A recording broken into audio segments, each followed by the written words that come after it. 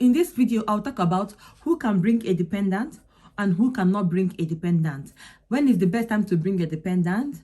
And we'll talk about the financial implications of bringing your dependents. And I will give you my own personal tips on how I got my dependent visa in less than 2 weeks. If you are interested, let's do this. Hey guys, welcome back to my channel. If you are seeing my face for the very first time, where have you been? You should have seen me before now, but that's okay. If you are seeing my face for the very first time, hello, you are most welcome. Please, my name is Chinemerem, and if you haven't subscribed to my channel already, please kindly hit the subscribe button and subscribe to my channel, like and share this video.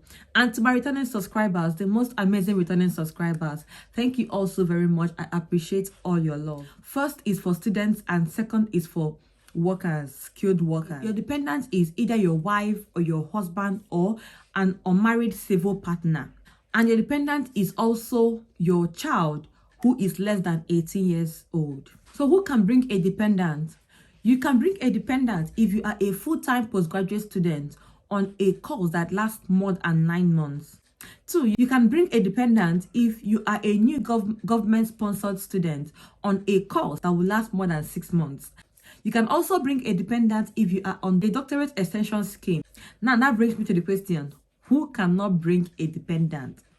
You cannot bring a dependent if you are an undergraduate. You cannot bring a dependent if you are a full-time student on a course less than 9 months. When you are applying, you will need to show the evidence of a relationship with your partner and your child or your children. So the evidence of your relationship with your partner could be marriage certificate, and the evidence of your relationship with your child or children is their birth certificate. If your child is 16 or 17 years, by the date you will apply for their dependent visa, you will need to prove that he or she is not married and he or she is not living an independent life. When is the best time to bring your dependent? To be honest, this question is a personal question in the sense that there is no best time. There is no perfect time to bring a dependent to the UK. If you have enough money, you can bring your dependent with you. I mean, when you are applying for your own visa, you are applying for them as well. But if you don't have enough money, when you come over to the UK, you can work and make up money to bring your dependents. But you know, as a student, you are not allowed to work for more than 20 hours. So if you don't have money kept somewhere, really, how are you going to be able to save up money to bring your dependents to the UK? Some people borrow this money, and when the dependents come, he or she will work and pay off this money that was borrowed. Not like you as the main person will not work. You will work, but you are limited. Your dependent can work as much as he or she wants. So, but the main thing is you also consider if you've got kids. If you've got kids, then that's where the problem lies, because you will not really work as much as you want because of your children. That doesn't mean that if you have kids, you cannot work and pay off what you've borrowed. So if you don't have enough money and you really want your dependents to come, you can borrow this money, and when they come over, you and your dependent can work as much as you can and pay off this money. So to me, there is no best time. What the best time is your money. Money is the thing that will tell you when the best time is.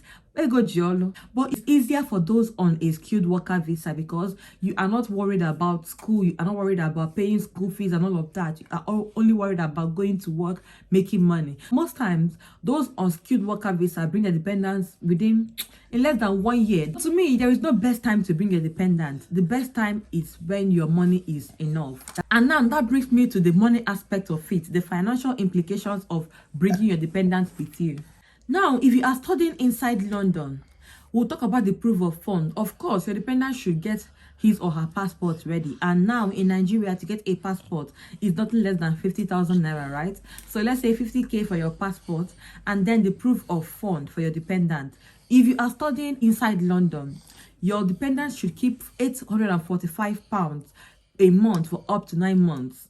As proof of fund or maintenance fund, depending on what you call it. Now let's do £845 multiplied by 9, and that is £7,605. So let's convert this to naira based on the exchange rate today.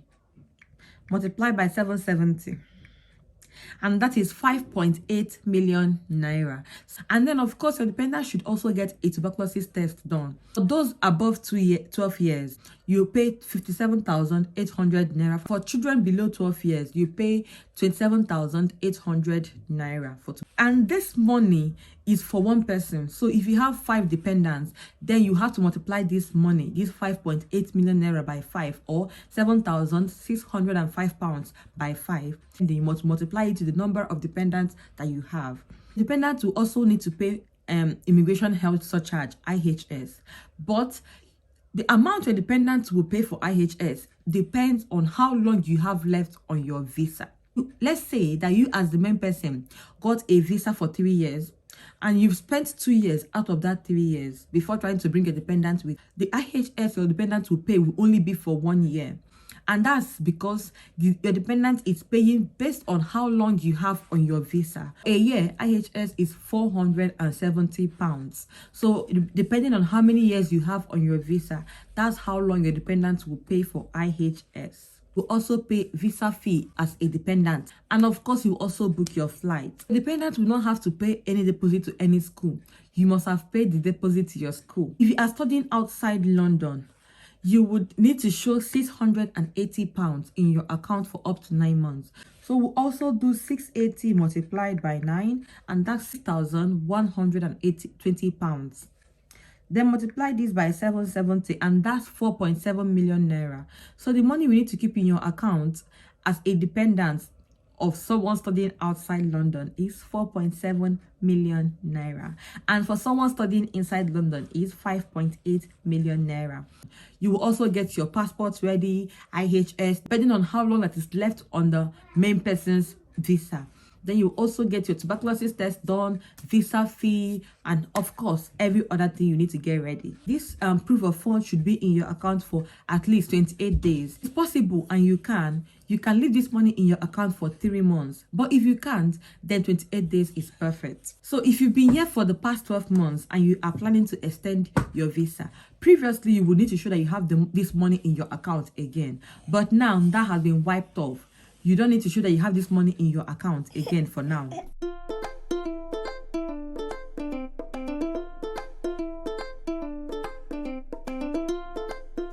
Now, how long can your dependent stay? Your dependent's visa will expire the same day as the visa of the main person studying. This is the main financial requirement that you will need to apply for a student dependent visa. Now let's talk about skilled worker dependent visa. Now already we know that your dependent is your husband, wife, or married or unmarried civil partner, your child under 18 years. And for this one, your dependent could also be your child above 18 years if he or she is already in the UK. So as a skilled worker dependent, you will need some money to support yourself.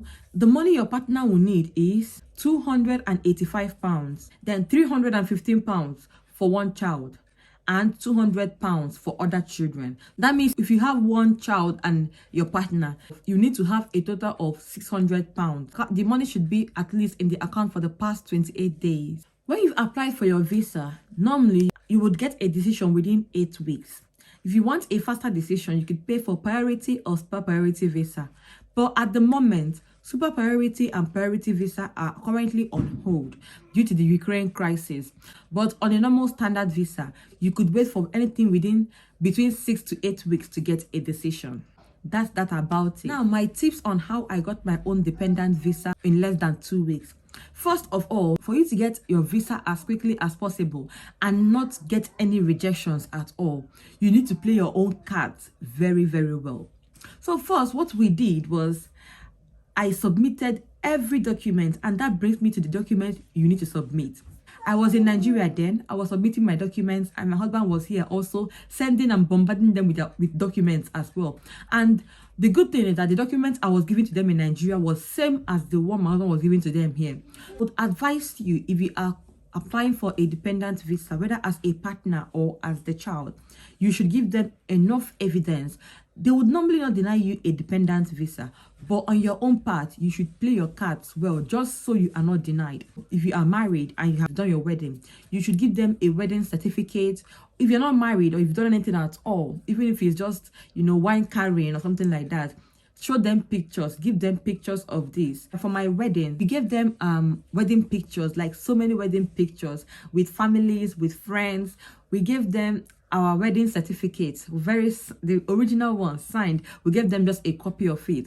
Then we gave them pictures of when we were dating, the dating stage. And we gave them, I think, a copy of our chart years back, the chart we had years back. So we gave them a copy of the chart. My husband printed it and gave it to them. And then my husband gave me an invitation letter. So if you are inviting, if your dependent is coming, kindly give the person an invitation letter. It may not be a very important something, but it's something that shows that you really want this person to come. And he also sent that letter to them. Of course, proof of funds. Put more than the money they've asked for in your account. Just put more than enough money in the account and let it be there for like 3 months. So my husband gave me his bank statement for the past 3 months before my application. In the account, there should be inflow and outflow of money. It shouldn't be just money coming in without going out. It doesn't look real. So in your account, money should be coming and it should be leaving as well. Like, we gave them so many documents. My birth certificate, I gave them my work result, I gave them a proof that I was a student back then in Nigeria. I also changed my name and I put it in the newspaper and I gave them this newspaper. I also went to the courts, changed my name, and I gave them this evidence of change of name. You know, things like that. I did a lot of things. Like, the documents I went with on that very day were like so bulky, a lot of documents, pictures, and your picture should be in A4. We printed everything and we sent everything to them, and I know that they couldn't even say no to me. For no reason, they couldn't say no to me. And at some point, after a week or so, my husband wrote to them again and told them that if they don't give me this visa, that he's not sure he can concentrate in his studies, that they should just try and give me this visa already, because he feels this should be done already, that they should just give me, because we just got married and my husband left 1 week after our wedding. And, you know, he was like, please, already, let her come already, because because this thing is not looking real at all. So in less than 2 weeks, I got the response. Like, I was surprised when I got the email from them telling me that my passport is ready, my passport is back, because I didn't go back to collect it. I had to tell them to send it to me. But the thing busted my bubbles because it was so quick. So what I'm saying is, give them every document you feel would say that this person is actually, they're not faking this thing. No, these people are serious, so they are more than serious about this. So my advice for you, especially for students, because as I came on that student visa route and I can really relate with you as students, mostly as students. I really relate with students because the money is not very easy. So my advice is that you should take it one step at a time.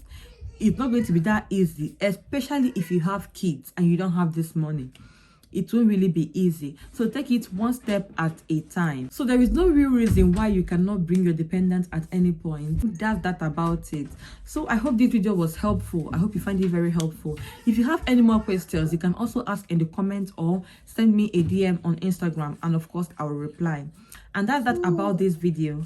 Until I see you again in my next video, do take care, stay safe, and bye.